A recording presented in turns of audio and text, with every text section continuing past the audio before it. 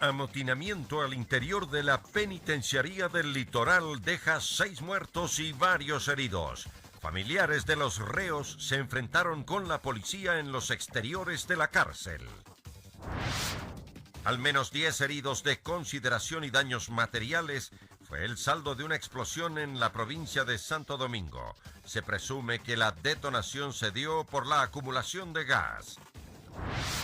Asamblea solicitó información al CNE sobre las denuncias por retrasos en la entrega de resultados finales de las elecciones. Gremio de transportistas pidieron a la Asamblea que se elimine el sistema de puntaje en las licencias. En lo internacional, ex jefe de las FARC, Jesús Santrich, recobró su libertad tras orden de la justicia colombiana. Además, el hombre que se prendió fuego en los exteriores de la Casa Blanca murió debido a la gravedad de sus heridas.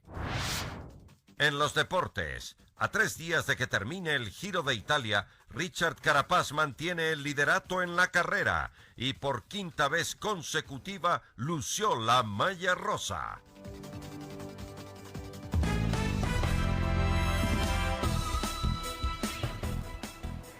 Jueves 30 de mayo del 2019, amigos, es un gusto estar nuevamente con ustedes aquí en Emisión Estelar del Comercio TV con lo más destacado en esta jornada. Es un privilegio trabajar para ustedes. Aquí iniciamos.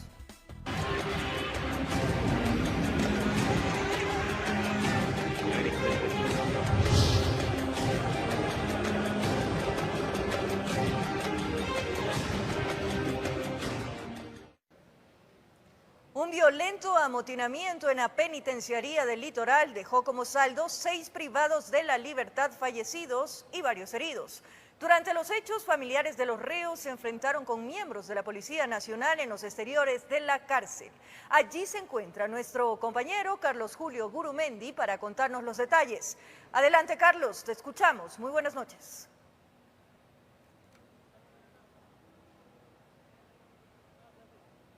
Hola, ¿qué tal, María Fernanda, amigos televidentes? Muy buenas noches. En efecto, desde los exteriores de la penitenciaría del Litoral, ubicado en 1 kilómetro de la vía Daule, aún hay angustia y preocupación por parte de los familiares de los internos, quienes desde tempranas horas de hoy jueves permanece en los exteriores para conocer situación sobre sus PPLs que se encuentran aquí. Desean conocer cuál es el estado. Se ha reforzado la seguridad por parte de la Policía Nacional. Ya es el segundo bloque de uniformados que han llegado, sobre todo por parte de los militares. Se han retirado hace pocos minutos. El operativo se desarrolló tanto por tierra como por aire, donde la policía utilizó un helicóptero.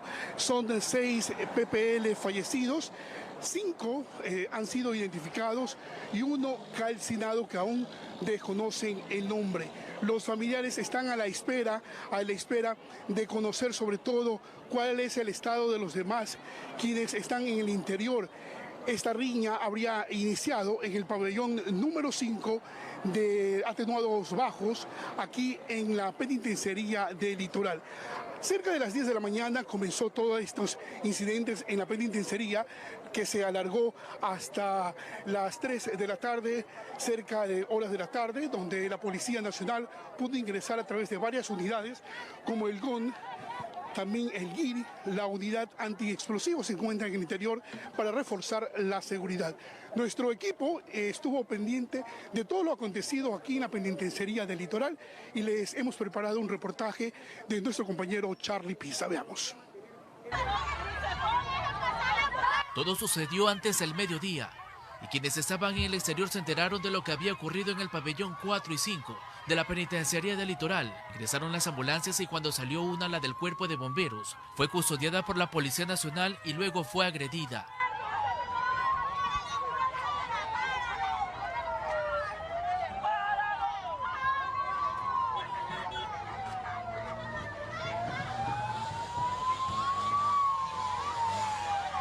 Se rumoraba que habían 2 personas fallecidas en el interior del centro de reclusión, pero ellas que salían de las visitas contaron los terribles momentos que vivieron cuando escucharon las detonaciones y también el incidente en la cárcel que puso en peligro hasta su... Puedan abrir y a lo que pudieron abrir la puerta, ya los guías se hicieron para atrás, no estaban armados ni nada. ¿Cómo se iban a defender? ¿Cómo hay seguridad allá adentro? Eran 2 personas que yo le vi el arma y los otros también entraron con armas, pero no me pude ver. Corríamos y algunos se caían, otros presos agarraban y pisaban a las mujeres mientras corrían porque todo el mundo quería salvar su vida. El pabellón 5 se metió claritamente porque ellos dijeron que era del pabellón 5. ¿A quién buscaban? No recuerdo el nombre, pero sí estaban buscando a alguien para el pabellón. Yo me escondí, igual los presos los empujaban a una de la desesperación que hay allá adentro. ¿Quién buscaban? No sé, ahí sí no sé. ¿Cuántos disparos escuchó usted? Como más de 20 disparos. Llegaron jefes policiales, también unidades como el GIR GOE Criminalística, y Aeropolicial realizaba otra inspección desde arriba. Se realizaron allanamientos y se redobló la seguridad inmediatamente.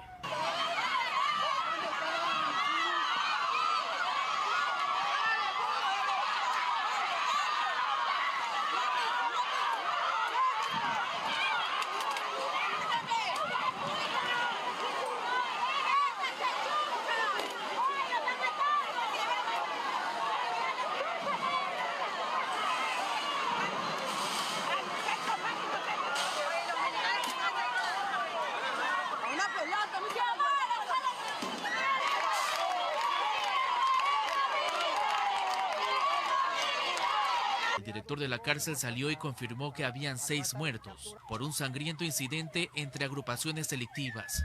Hay gente que le atacó al hermano de Gorras, sí, y le disparó al hermano de Gorras, y ese momento salieron los aliados de Gorras a tratar de capturarlo al gatillero que le atacó al hermano de Gorras, y en ese momento se produjeron algunos fallecimientos. Hay 3 internos que eran colaboradores de mínima peligrosidad que simplemente se cruzaron en el camino. No podemos controlar con 150 guías penitenciarios a 10.000 detenidos. ¿No le escuchan eso, señor director? Usted hace una semana viene diciendo lo mismo. El problema, desafortunadamente, es que todo obedece a un procedimiento. Y el procedimiento tiene que hacérselo selectivamente. Porque ¿qué sacamos con contratar a 100 o 200 guías que no nos sirvan para maldita la cosa? De su lado, el comandante de la Policía Nacional de la Zona 5 dio más detalles de cómo fueron los asesinatos. Obedecen al uso de armas de fuego y armas blancas. Todo eso estará sujeto a un proceso de investigación. Al momento tenemos aprendida un arma de fuego con la cual se presume se victimaron hoy a las personas fallecidas. Existen 4 detenidos al momento como responsables, presuntamente responsables de haber participado en estos hechos violentos. Se utilizaron unos colchones con los cuales prendieron fuego y sometieron a su víctima a través de eso. Luego en redes sociales aparecieron fotos y videos de la forma en cómo quedaron los cuerpos, unos apedreados, otros acuchillados, sin dejar de lado al que fue incinerado con colchones. El 6º fallecido se confirmó en el hospital universitario. 8 asesinatos y 3 fugados en 15 días de estado de sección en esa cárcel, con promesas y anuncios de parte de autoridades, mientras que acá los PPLs se siguen quitando la vida, informó Charlie Pizarro.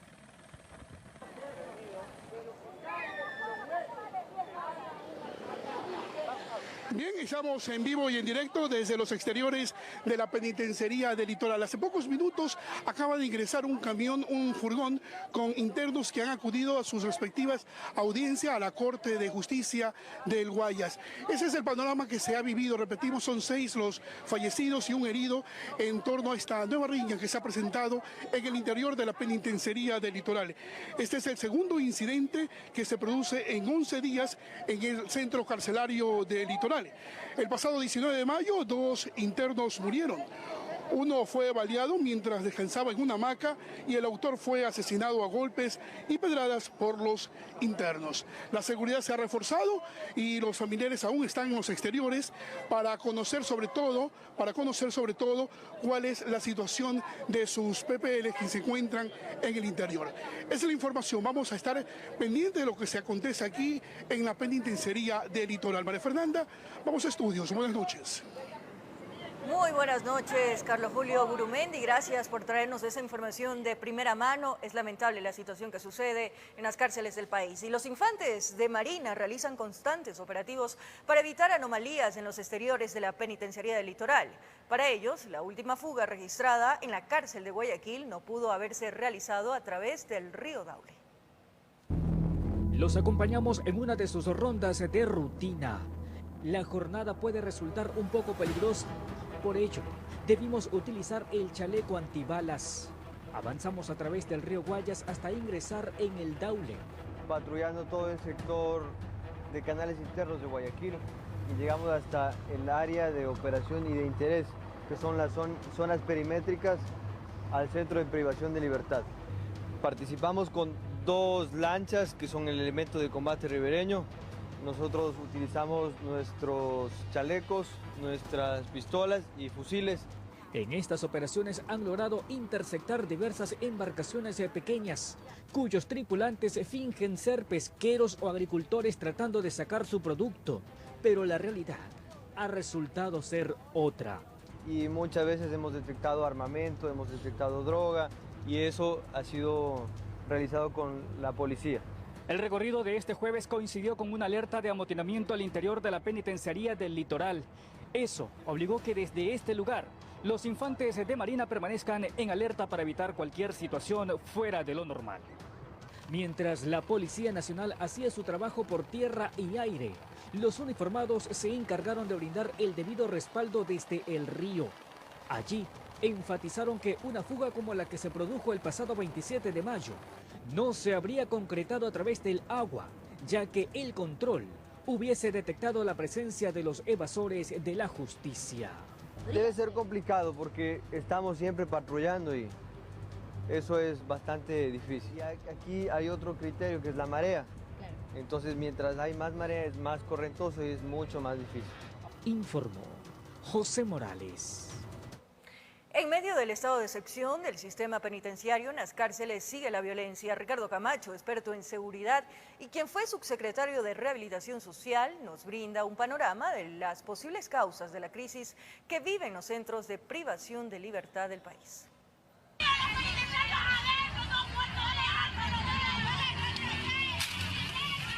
La última información que se conoce sobre lo que sucede en las cárceles del país es que en la penitenciaría del Litoral este jueves 30 de mayo 6 privados de libertad murieron, 5 por disparos y 1 incinerado. Analistas ya anticipaban que estos centros se les fue de las manos a las autoridades. Si el Estado deja de tener control sobre una facción de su territorio y eso erosiona mucho la credibilidad del Estado. Aunque no se conoce por qué se originaron los incidentes de este jueves, el ex subsecretario de Rehabilitación Social Ricardo Camacho aduce que al interior de las cárceles hay una guerra de bandas delictivas. Existe una rivalidad, una guerra, si usted quiere llamarle así, entre la banda de los choneros y la banda de los cubanos. La corrupción al interior de las cárceles, dice Camacho, es un secreto a voces. Él está seguro que armas, tecnología y drogas no ingresan mediante las visitas a los internos. Las armas no entran por los familiares. Las armas entran por malos funcionarios. Yo he detectado 2 casos. La ambulancia fantasma que me entró, que permitieron 21 policías, y el señor policía que acaba de ser detenido el día domingo por querer ingresar 16 balas 9 milímetros. Pero los planteamientos del ex subsecretario de Rehabilitación Social no solo se quedan en los problemas, sino que marcan soluciones. Una de ellas tiene que ver con cortar la comunicación de los privados de libertad. Lo principal para apaciguar el tema de las cárceles es 1, inhibidores, 0 llamadas. No le entra una llamada, una. Para tal efecto expone que debe ser las Fuerzas Armadas la que coloque y monitoree los inhibidores de señal, pues no existiría mayor confianza en quienes lo hicieron de forma anterior. En la Tacunga sí tenemos inhibidores, pero no sé si fueron colocados de mala fe, pero nos dejaron puntos ciegos. Y los PPL saben de qué punto ciego pueden llamar de la Tacunga. Yo como subsecretario quería llamar desde el dentro de la cárcel porque yo tenía derecho a ingresar mi celular. Obviamente que quede registrado mi correo de email del teléfono, pero no podía llamar. Pasaba al lado de un PPL y me decía, pero subsecretario, váyase a la esquina, ahí se pone y coge la señal. Cree que dentro del estado de excepción se puede ejecutar mejores planes que los que se han implementado. Con la tecnología actual, dice que en 5 días los privados de libertad quedarían incomunicados. Pues ahí está un reto para Fuerzas Armadas. ¿Qué saca Fuerzas Armadas poniendo 3.000 hombres? Si no saben qué hacer. Cuando nos pueden ayudar y decir, yo, Fuerzas Armadas, certifico que en las 3 cárceles regionales del país, más la penitenciaría del Litoral, que tiene 10.000 PPLs, yo les garantizo que con mis inhibidores y con mi personal que no se vende, les garantizo que no va a entrar una sola llamada. El por qué bloquear la comunicación es tan importante para guardar la seguridad penitenciaria y por qué es imposible decomisar todas las armas, equipos celulares y drogas que se encuentran al interior de estos centros, lo explicaremos el día de mañana en nuestra siguiente entrega. Informó Javier Rosero. En Santo Domingo de los Áchilas, al menos 10 personas resultaron heridas producto de una explosión. Al parecer, una fuga de gas propició este hecho. En este video de una cámara de seguridad se observa el momento exacto en que un transeúnte es sorprendido por una explosión. Una fuga de gas habría propiciado una explosión de grandes proporciones en Santo Domingo. Y eso se acumuló en la habitación al momento de encender. Pudo haberse encendido un ventilador, pudo haberse encendido un interruptor. Esto generó la chispa, lo cual fue el detonante y se produjo la explosión. Ocurrió en un restaurante que funcionaba en la parte baja de un hotel, en el sector de la terminal terrestre. La onda explosiva rompió puertas, paredes y vitrales de al menos 6 edificaciones. Las 2 lámparas del frente vinieron hacia acá y están aquí. Esas golpearon contra mi edificio. Hay bastante material de construcción que ha caído en la parte de atrás. La onda explosiva, si usted puede ver, cruzó de un borde de la vía hacia el otro borde, en la parte externa. Y en la parte interna, pues penetró una de las paredes de la cocina, parte de un dormitorio, y la pared cayó sobre 2 vehículos que se encontraban estacionados en el parqueadero. 10 personas habrían resultado heridas y trasladadas a varias casas de salud. Uno de ellos tendría quemaduras en gran parte de su cuerpo. Bien quemado y estaba casi como muerto, pero decían que sí tiene signos vitales. Tenía una quemadura en su cuerpo alrededor del 90%. Quienes habitan en la zona se mostraban sorprendidos ante la magnitud de este accidente, que milagrosamente no dejó víctimas mortales. Nos decían era una explosión, es un atentado. Yo estaba pensando que podía ser un bombardeo de una guerra, qué sé yo. Personal policial acordonó el área para resguardar los bienes. Elementos del cuerpo de bomberos, en cambio, investigan la causa del siniestro. Estamos a la espera de que el cuerpo de bomberos presente su informe para, dependiendo de lo que manifieste, se proceda con las acciones administrativas al dueño del establecimiento. Desde Santo Domingo de los Áchilas, informó Gisela Moreira Lor. Atención, el rector de la Universidad de Guayaquil declaró en emergencia a la entidad superior debido a los actos calificados como terroristas. El ingreso a la universidad es custodiada por elementos policiales. Son medidas de seguridad que las autoridades de la Universidad de Guayaquil están tomando debido a lo que se ha suscitado durante este mes de mayo. 2 explosiones en vehículos de funcionarios de la entidad académica es lo que ha marcado un antes y un después. Elementos policiales desplegados, revisando tanto automotores que ingresan como a estudiantes que llegaban con algo de temor a recibir las clases. El rector de la universidad se expresaba ante este tema. Se dispuso la situación de emergencia que vive la Universidad de Guayaquil, debido al estado de conmoción interna y a la serie de acontecimientos y hechos delictivos que se están dando, que superan el control interno de los estamentos de seguridad que ya habían en la universidad. Que este plan de seguridad se extenderá. La policía aún realiza investigaciones respecto a lo ocurrido. El temor es que ahora vayan a poner en alguna facultad bomba. Yo tenía la una, pero suspendieron por la bomba. Es triste que tuviera que pasar un suceso como el que pasó el día de ayer para que se estén tomando medidas así. Porque normalmente los estudiantes estamos muy descuidados, al menos como es un lugar público. Dicen que dentro de poco ya sabrían quiénes serían los sospechosos de estos actos. Se va a aumentar el número del personal de seguridad, se va a aumentar los equipos tecnológicos para grabaciones con cámaras en todos los sectores estratégicos. De su parte, la gobernación del Guayas también se enfoca en mantener la seguridad de la universidad, que realizarán lo que sea necesario para evitar que situaciones de este tipo se repitan nuevamente. Nosotros de modo preventivo, vamos a hacer estos operativos aleatorios sin aviso, por supuesto, pues si no, no tendría sentido, para prevenir el ingreso de artefactos explosivos en los siguientes días o en adelante. Pero esto tiene que pasar por un control en el ingreso con plumas para los vehículos, con verificaciones de quién entran, con cámaras de seguridad. Informó Julio César Saona. Momento de nuestra primera pausa, amigos televidentes, aquí en Emisión Estelar del Comercio TV. Y al regresar, Asamblea anuncia que fiscalizará el Consejo Nacional Electoral por retrasos en la entrega de resultados. Mientras que gremio de transportistas piden al legislativo se elimine el sistema de puntaje en las licencias. Los detalles en breves minutos. Gracias por seguir en nuestra sintonía. 30 días de plazo tiene un juez del Tribunal Contencioso Electoral para que se pronuncie sobre una posible infracción que habría cometido 3 candidatos al Consejo de Participación Ciudadana y Control Social, que resultaron ganadores en las pasadas elecciones. A Walter Gómez, Juan Javier Dávalos y Victoria de Sintonio se los acusa de haberse beneficiado en la campaña electoral con el apoyo que habría salido del correísmo, lo que está prohibido una vez que fueron candidatos al Consejo de Participación Ciudadana y Control Social, y por eso fueron sentados en el banquillo de los acusados en el Tribunal Contencioso Electoral, como parte de la audiencia oral de prueba y juzgamiento.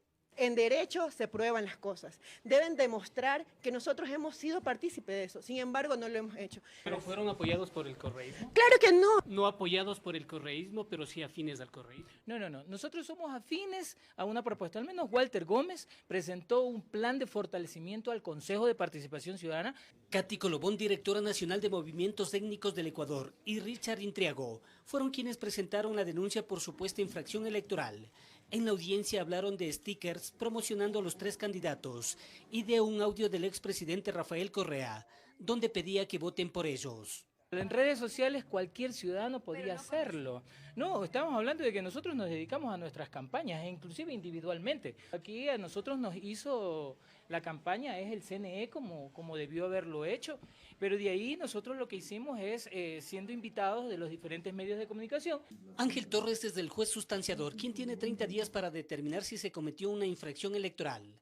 La defensa de los acusados habla de cuáles podrían ser las sanciones. Que puede sancionar el Tribunal Contencioso Electoral son multa, destitución y la pérdida de derechos por un determinado tiempo, dependiendo del tipo de infracción, que puede llegar hasta 2 años. Los accionantes o denunciantes prefirieron no dar declaraciones, informó Héctor Romero. El Consejo Nacional Electoral CNE ratifica que mientras el Tribunal Contencioso Electoral no resuelva todos los recursos que se han presentado en la entidad, no puede entregar credenciales a los ganadores del proceso electoral que se encuentran impugnados. Al parecer, el Consejo Nacional Electoral se encuentra atado de manos, sin poder entregar las credenciales a algunos ganadores de las pasadas elecciones, porque todavía en el Tribunal Contencioso Electoral existen 11 causas de la provincia de Los Ríos por resolver, 1 de Chimborazo, 2 de Manabí y 3 del Consejo de Participación Ciudadana y Control Social, a lo que se suma la de supuesta infracción electoral. Tenemos que respetar la ley y en cuanto estén resueltos y en firme los casos podremos entregar credenciales. Entre tanto, el máximo organismo electoral tiene que continuar con ese peso encima, de verse impedido en entregar el documento, que es lo que faculta a las autoridades electas a asumir sus funciones. En este caso, los plazos sería el peor enemigo. Como hemos visto, los sujetos políticos que han presentado estos recursos ante el Tribunal Contencioso Electoral están viendo todas las posibilidades y agotar todas las posibilidades que tienen y el derecho que tienen en el tema de apelaciones. Tanto es así que hasta han recurrido a apelar a los jueces para que ellos también se excusen de pronunciarse sobre los resultados que se han sido proclamados por el Consejo Nacional Electoral. En el caso del Consejo de Participación Ciudadana y Control Social, Diana Tamaín, titular del CNE, garantizó que ellos ya resolvieron los recursos y proclamaron los resultados definitivos. Mientras el contencioso electoral no resuelva en estas apelaciones que han sido presentadas por algunos sujetos políticos, el Consejo Nacional Electoral no puede entregar credenciales. En medio de todo esto, en la provincia de Los Ríos es donde más falta entregar credenciales. 10 para alcaldes, 24 concejales urbanos, 10 vocales de juntas parroquiales y un prefecto, informó Héctor Romero. Información de última hora, mucha atención. A través de su cuenta de Twitter, la Secretaría General de Comunicación del Ecuador de la Presidencia de la República informa que ante los hechos de violencia registrados hoy en la penitenciaría del Litoral, que cobraron la vida a 6 personas privadas de libertad y como parte del proceso urgente de intervención y control en el sistema de rehabilitación social del país, el Gobierno Nacional tomó la decisión de remover al director de ese centro de rehabilitación social, Alfredo Muñoz, y nombrar en su reemplazo a Héctor Reina Vivar. El gobierno se solidariza con los familiares de las víctimas y procede a determinar las circunstancias y responsables de la violencia y reafirma además su determinación de impedir que el crimen organizado actúe en las cárceles del país, dice el comunicado de la SECOM. Además, con estos propósitos, en el marco del decreto de sección, todas las instituciones del Estado se encuentran a disposición del Servicio Nacional de Atención Integral a Personas Privadas de la Libertad. Información de última hora. Y ahora en otro tema, desde la Asamblea se anuncia que se ha solicitado información al Consejo Nacional Electoral en torno a las denuncias por los retrasos en la entrega de resultados finales de las elecciones. En la Asamblea no se descarta iniciar un juicio político, mientras que desde el Consejo Electoral se responde a los pedidos de la legislatura. El presidente de la Asamblea lo ratifica. Una vez que concluye el periodo electoral se convocará a los consejeros del CNE para que rindan cuentas ante los retrasos en la entrega de resultados de varias dignidades. En la Asamblea están preocupados. Parece que el procedimiento correcto es primero iniciar el control político, pedir la información, si es posible solicitar comparecencias y luego de esto analizar y evaluar qué acciones puede emprender la Asamblea. Pero la Asamblea no puede dejar de pasar estas acciones sin que no ejecute su obligación de hacer un control político. Y la preocupación no solo es del presidente de la Asamblea, sino también de la Comisión de Fiscalización. Su presidenta confirma que ha notificado al CNE para que entreguen la información sobre el proceso. Explicar a la Asamblea Nacional cuáles han sido las razones para que el proceso tarde más allá de lo esperado y lo que determina también la ley. Que no es posible que el país vive en medio de esta situación, aseguran, por lo que acá afirman que será necesario revisar a profundidad la actuación de los consejeros. Lastimosamente son dos partes que están interviniendo aquí. Los malos perdedores que están poniendo sus impugnaciones, sus apelaciones, sus recursos sin fundamento, pues.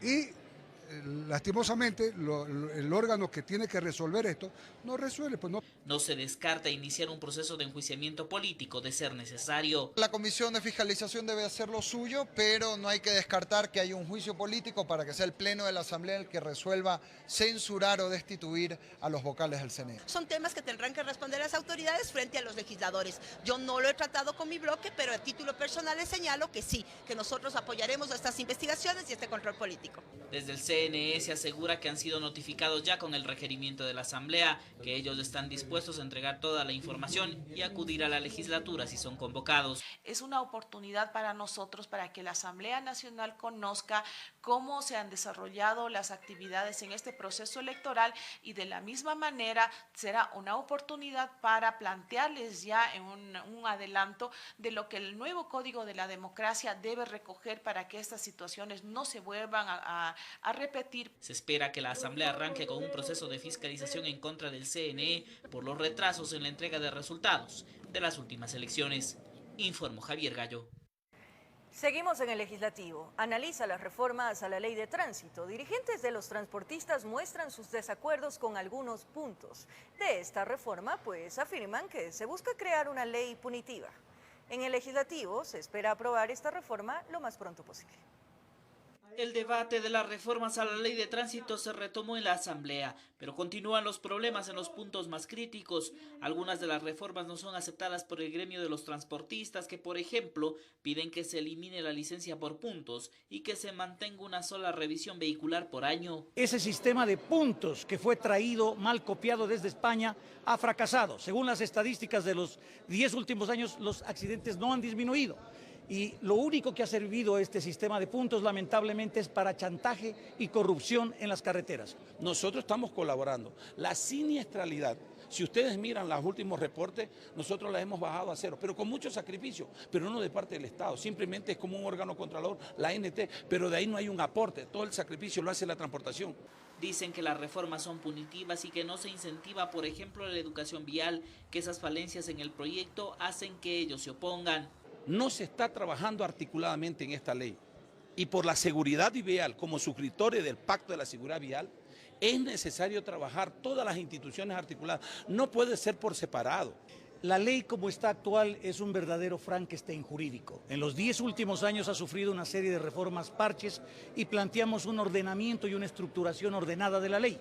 Cosa que rechazan los legisladores, que aseguran que en la reforma las observaciones de los transportistas han sido recogidas, pero que es necesario que en el país se incluyan reformas en beneficios de todos y no solo de un gremio. Se fundamenta en la capacitación permanente de todos quienes hacemos convivencia vial. Los seres humanos siempre evitamos el control y no queremos que nos controlen. Yo creo que tenemos que nosotros cambiar esa cultura, esa mentalidad que tenemos como transportistas. Que se analizará a profundidad si es necesario retomar la revisión bianual del transporte público. En este tema hay visiones distintas. Yo creo que una revisión es suficiente y de ahí pues mire, el cambio de aceite y las revisiones son permanentes que se hace. Si no hacemos conciencia social de lo que significa la seguridad vial, no habrá ley en el mundo de que sea aplicable. La sesión donde se analizan las reformas fue suspendida por falta de quórum. Se espera que esta sesión se reinstale en una próxima fecha para poder avanzar en este análisis. Informó Javier Gallo. La Federación Nacional de Trabajadores Públicos y Privados del Ecuador rechazaron la postura del Frente Unitario de Trabajadores en torno a las reformas laborales. Aseguran que estas protegen los derechos de la clase obrera y busca combatir el desempleo. Luego que el Frente Unitario de Trabajadores FUD anunciara una movilización a escala nacional como medida de rechazo a las propuestas de reformas laborales, salieron inmediatamente por su parte los representantes de la Federación Nacional de Trabajadores Públicos y Privados del Ecuador para apoyar las mismas. Rechazamos las expresiones vertidas por pseudos dirigentes que no representan a la clase trabajadora. Ratificar el compromiso de que como dirigentes sindicales serios apoyamos la resolución del Consejo Nacional de Salarios porque goza de legitimidad, legalidad y constitucionalidad. Reformas laborales que resaltan se alcanzaron tras 8 meses de trabajo, incluso con el delegado del FUD quien las respaldó ampliamente, por lo cual las califican como históricas, pues se lograron tras un acuerdo unánime entre trabajadores, empleadores y Ministerio del Trabajo. Cuestionable de que cuando hay una diferencia ahora se lo desconozca. Quien lo delegó fue el FUD. Que nosotros estaríamos de acuerdo, ecuatorianos. El Frente Unitario de Trabajadores del Ecuador nunca ha discutido eso y nunca ha estado de acuerdo en el Consejo de Trabajo que ellos plantean, que nosotros hemos estado de acuerdo. Nuestro único propósito es tratar de solucionar o ser parte de la solución del problema tan grave que tiene el Ecuador del desempleo. Por ello cuestionaron que se intente tergiversar o descontextualizar las reformas. Intentan confundir a la ciudadanía diciendo que hemos autorizado que el término de prueba pase de 3 meses a 3 años. El contrato de emprendimiento es un contrato para poder emprender un negocio pequeño, un negocio mediano, un negocio grande. Ese compañero que trabaja ahí lo que se busca es que el que no tiene trabajo acceda al contrato de emprendimiento y si el negocio le va bien, ese fue el acuerdo, el contrato pasa a ser a tiempo indefinido. En el horario de trabajo, lo ratificamos, se mantiene la jornada de trabajo. De lunes a viernes, 8 horas diarias, pero puede haber una jornada excepcional. En este marco, hicieron un pedido al presidente Lenín Moreno. Solicitamos respetuosamente al Ejecutivo que incorpore las propuestas de reforma dentro de la Ley de Fomento Productivo número 2, considerando que la misma tendrá un tratamiento de carácter económico urgente. En Quito informó Adriana Rojas. Una nueva pausa en el Comercio TV en la emisión estelar, pero al regresar les contamos, amigos televidentes, que en Quito unidades de inteligencia desarticularon una presunta red familiar de arranchadores. Ya volvemos en TVC. De regreso, en el Comercio TV, unidades de inteligencia policial desarticularon una presunta red familiar que operaba en el sector de la Mariscal bajo la modalidad de arranchadores. Para sorprender a los turistas y visitantes, utilizaban a menores de edad. No había espacio para descuidar detalle alguno. Cerca de la medianoche, las unidades tácticas y elementos de la Dirección General de Inteligencia, DINAPEN y agentes fiscales revisaban que las órdenes de allanamiento estén con sellos y direcciones correctas. Con los equipos distribuidos, empezó el movimiento. Los 11 inmuebles que tenían que ser visitados estaban en el sur de Quito. El corre-corre policial sorprendió a todos dormidos. Solo unos cuantos perros con sus ladridos anunciaban la presencia de desconocidos en barrios ajenos. Realizando robos, hurtos, especialmente a ciudadanos que están en estado etílico, de igual manera a turistas. Iban atrás de 13 personas presuntamente integrantes de una red familiar que operaba en el sector de la Mariscal. Lo lamentable que entre los sospechosos, 4 menores, quienes de acuerdo a los seguimientos eran los encargados de ofertar golosinas, flores y cigarrillos a quienes visitaban la zona. Y en el menor descuido les metían la mano al bolsillo, cartera o mochila. Se puede determinar que hay la vinculación de los propios familiares de los menores de edad, tenían vinculación por el grado de consanguinidad y de afinidad. De acuerdo a la investigación policial, los grandes les esperaban en las esquinas para guardar lo que lograron robar, especialmente celulares. Bajo ese modus operandi se movían durante la noche y madrugada. Esta estructura delictiva utilizaba adolescentes para cometer estos delitos. Perfilaban a sus víctimas, especialmente turistas y amigos que salían mareados de los bares para provocar el descuido de las personas. Aparentemente los menores operaban entre 3 y 4. Y eran los que se sustraían los equipos telefónicos. Entonces era obviamente compartido entre las personas adultas y los menores de edad. Los sospechosos se despertaron con la ley en la espalda. La jornada de descanso para muchos se convirtió en pesadilla. En Quito informó Iván Casamen.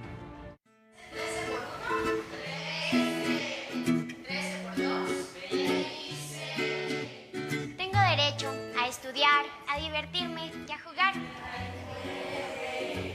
Tenemos derecho a recibir una educación que fomente la solidaridad, la amistad, la justicia y también divertirnos y jugar. Nuestro bienestar está en ti. Hagamos que nuestros derechos se cumplan.